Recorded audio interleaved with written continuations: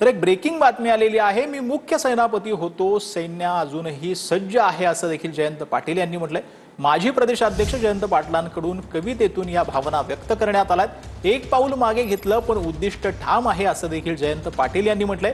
कामातूनच ओळख मिळेल कारण मी जयंत आहे असं देखील यावेळेला जयंत पाटलांनी म्हटलं।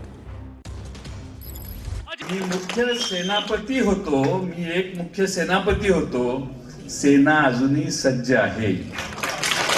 नव्या युगातही शाहू फुले आंबेडकरांचा पुरोगामी विचार हाच आमचा ध्यास आहे।